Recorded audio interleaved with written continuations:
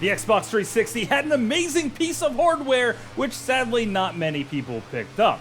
But I am the Game Collector, and this is Second Opinion Games, and today I go through almost every racing game I have to show you how well they work for the official Xbox 360 steering wheel and pedals.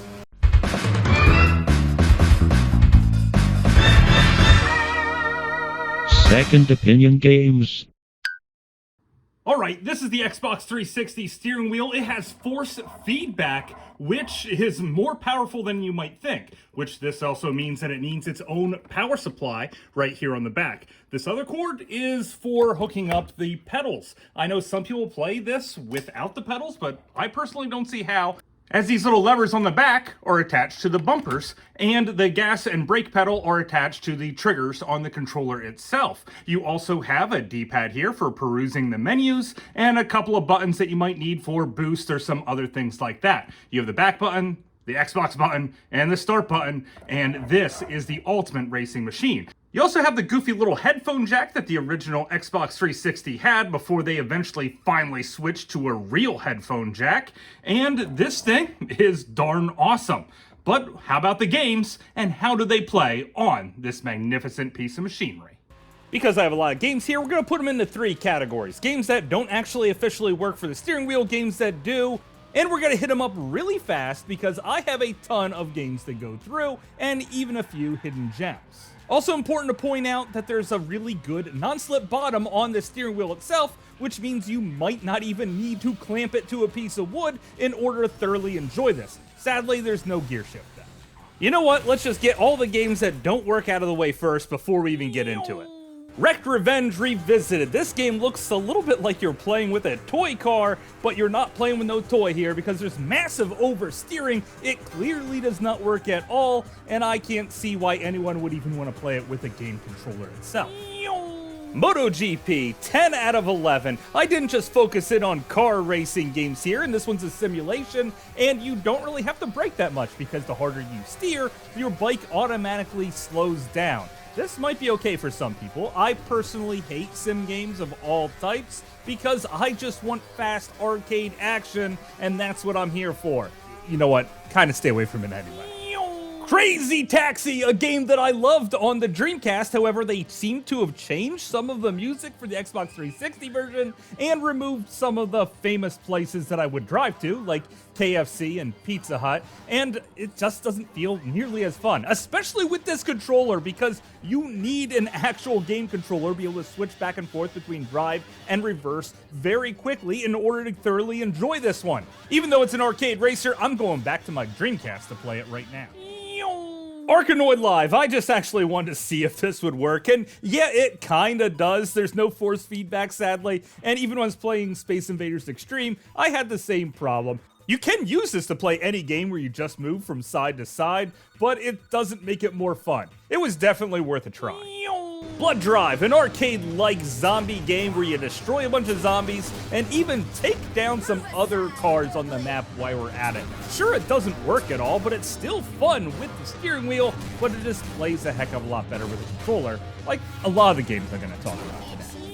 Crash Time 4 The Syndicate. This game has another name depending on what region you're in, and if you pay real close attention, you might be able to find out what that other name is early in the game. It's a completely story-driven game, and there's lots of arrows to tell you exactly where to go, with really cool missions to go on. I deeply enjoy this game. The steering wheel does work quite well for this, but it doesn't officially support it. At least, not that I noticed. Fast and Furious Showdown, a game that is so bad I even don't like it when I'm playing it on the Wii U, and that's really saying something. Also, you can't play through the entire game with the steering wheel even though it doesn't work, because there are some missions that you have to use the controller for, and even then you don't want to because the game is really that bad with its terrible voice acting and terrible graphics. You know what? This is just a terrible racing game experience. It's a shame because the movies are quite also just as bad. Oh no, Blur? Dang it! This was the one that I was the most excited to play with this steering wheel. It's an arcade Mario Kart style game only with real life cars, and it is a gorgeous experience and a true hidden gem of the system. Just like Split Second, a game where you have to race around the track to trigger massive events that wipe out everything. I actually prefer playing this game on the PSP over the Xbox 360 or the PlayStation 3, but still, why couldn't they get this one to work with the steering wheel? Probably because of all the extra action buttons you have to press that would get kind of annoying. Grip Shift, an Xbox Live arcade title that looks like it belongs on the Nintendo Wii. It also controls like total crap with a controller or with the steering wheel, so I recommend everyone just pass on this one altogether. Farming Simulator 15. Well, you start this off in a first-person mode, and I didn't think I was going to get to drive anything. And then I hit a button and I was transported into a tractor where I was driving around. Now, I happen to know for a fact if you drive a tractor into a barn or maybe over a pool table, it does a ton of damage. Here, it does nothing. What type of simulator doesn't have any type of damage at all? Farming Simulator, you do not live up to the hype. And no, you do not work for this racing. It's sad. Fuel, a dirt bike racing game that pushes things to its most extreme. I really like how a helicopter lifts your guy into the start of the race. Like, that is not necessary at all. And this is completely playable with the racing wheel, but it doesn't have the really cool force feedback. However, it's still a blast to play. Mayhem 3D, some really cool techno music going on in the background. Also, what's really cool is that it's in black and white and red and yellow with a little bit of green in here just for good measure. This art style is amazing and really cool for a racing game. However, the longer I play, the more I want to actually see some real colors. Why did they do this? Who greenlit this idea? Why did anyone think that this should happen? I don't have the answer to any of these questions, but if you think it looks cool, definitely give it a try. Need for Speed Most Wanted. This is one of my favorite games of all times for pretty obvious reasons. And even though it was a launch title for the Xbox 360, I was still really sad to play and find out that it did not support the steering wheel. My God, I just wish I could get into it, but again, that awkward button layout was probably what held it back. Well, still, I'm going to have a heck of a lot of fun playing it with the real game control. WRC5, how about a rally racing game where you drive really slow while someone yells at you directions that you don't want to follow because, you know what, it's just really hard to do because you have to drive so stinking slow. Racing games that you drive slow really suck on all level, and I can't see how anyone could possibly get into this. Unless you're one of those people that really love simulation games. And the final game that doesn't work that I want to talk about today is Ridge Racer Unbound. Holy crap, was I ever blown away by this. It is a full-on cinematic experience with terrific storytelling. The cars handle like a total dream, even if the controller itself doesn't seem to function well with it. With the whole force feedback, it still plays great. It just plays a little bit better with the controller. So I love this game so much, but now let's take a look at the games that definitely do work with it. Autobahn Police. Yeah, this is in the Crash Time series, and even though this one isn't numbered like Crash Time 4, for some reason this one actually works with the racing wheel, which means you're going to be doing escort missions and other really boring cop stuff.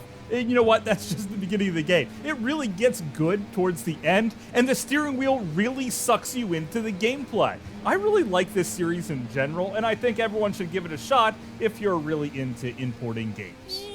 Baja Edge of Control. You know what? I think this one worked. It was really kind of hard for me to remember as I was going back over my notes. I do remember it played quite well, and I really enjoy the graphics here. And one of the coolest things about the game is this uphill climbing thing. The physics are really off, but oh my God, is it ever neat. Burnout Revenge. This is a game that makes the steering wheel worthwhile. It is an intense rush of arcade action all the time. As you barely miss cars, you build up boost, which gives you more speed and more arcade thrills. Oh my God, I'm getting goosebumps just talking about it. And this is one of my favorite games, well, it is now, since I got the steering wheel. When I was playing on the controller, I didn't feel nearly as awesome as I do right now. Oh my God, Burnout Paradise, probably one of the best driving games, if not the best driving game to ever be made. The sound is awesome because of the licensed music, which means I have to be extra careful on YouTube. Man, the Burnout people really knew what they were doing, working their way through controllers and steering wheels to try and make the most epic experience possible. If you haven't ever played it, what the heck are you waiting for? It's still being released on every console known to man. Dirt 3. It looks really good in its rally racing, which means there's lots of bumps, which means the steering wheel will actively fight against you at all time. Also, no matter what I could do, I couldn't figure out how to put the thing in reverse, which means the second I got stuck on a hill or something, I was completely screwed. Even though this should be played with steering wheel, don't. Luckily, Dirt Showdown fixed all of those problems. There's some straight up races here with really cool cars, and the races themselves are really quite short. And there's even some bumper car events and smashing everyone off podiums. I cannot get enough of this game. The music is also top notch, and boy, do I really love playing my Xbox 360 today. F1 2012, it really feels like a Red Bull commercial to me. I just can't put my finger on why. And yes, this is one of those simulation games, which means the controller actively fights against you. When I'm driving my minivan in real life, it doesn't fight me into every single turn. I don't understand how any of these guys can race in real life with the wheels actually fighting against their movements. Grid, I feel kind of neutral about this one. Maybe it's because I just played a ton of really good racing games, and then this one just feels sort of average to me. If you're into racing games, definitely pick up Grid. Otherwise, you know what? Keep it off the grid.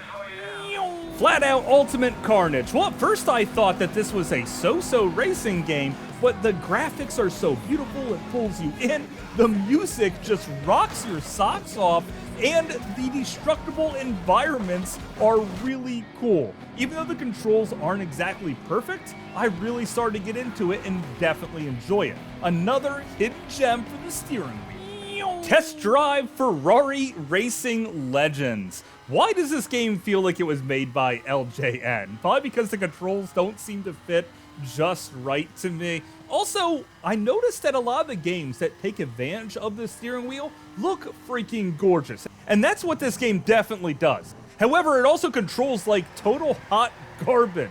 You should probably stay away from it. Jimmy Johnson's Anything with an Engine. Well, the graphics aren't really that good. This feels like a Mario Kart style game with Jimmy Johnson in it for some reason. And the karts here are just wicked to look at. But what's extra wicked is how the game is played. And that is really fast and really awesome. Playing this with the racing wheel actually makes me feel like I'm in an arcade.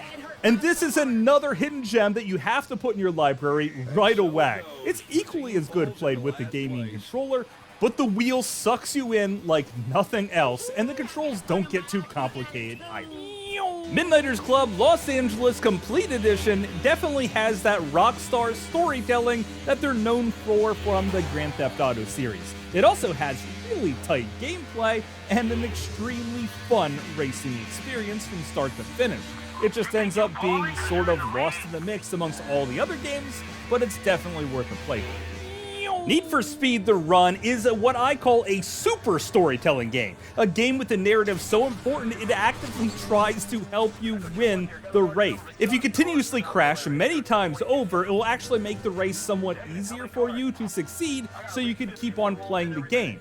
This was an awesome experience, and I love playing it with the steering wheel. However, I'd rather be playing it on the 3DS or the Wii. It is a different game, mind you, so it all depends if you want a more realistic feel or more arcade action and complete stupidness.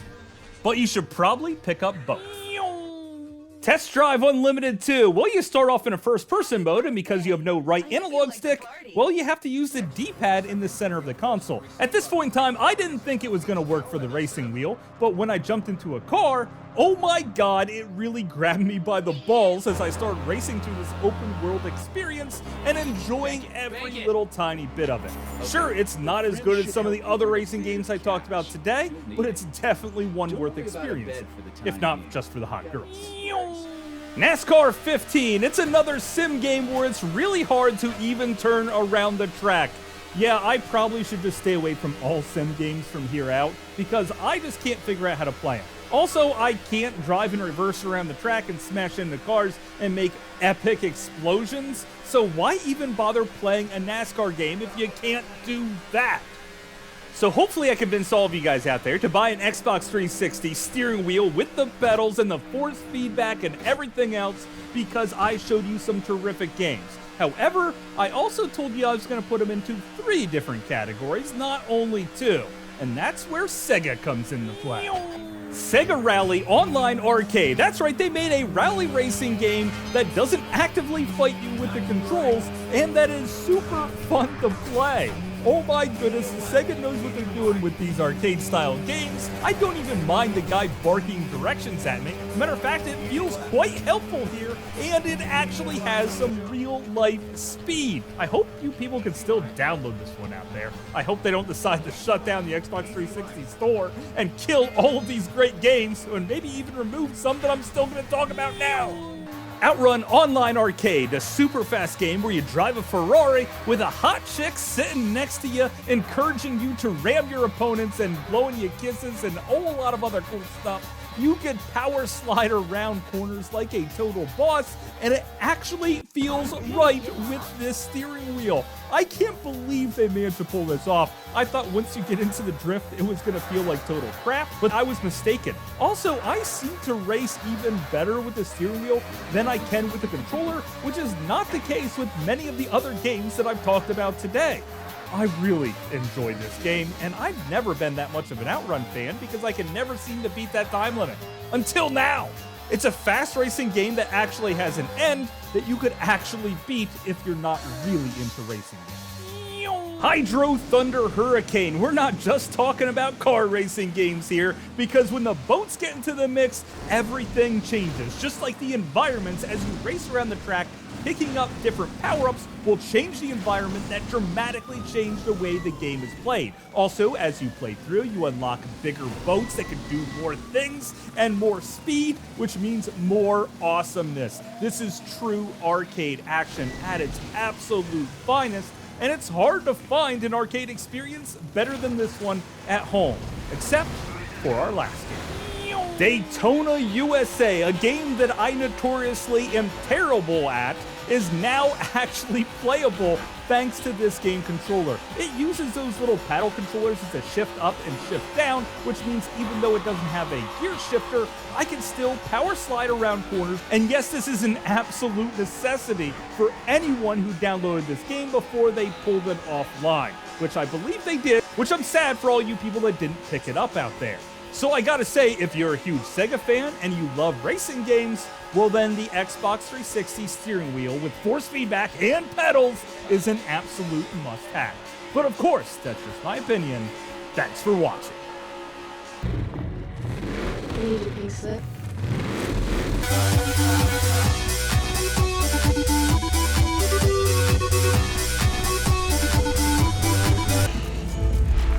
You win. I will handle your problem and give you a 10% cut. Whoa, 10%?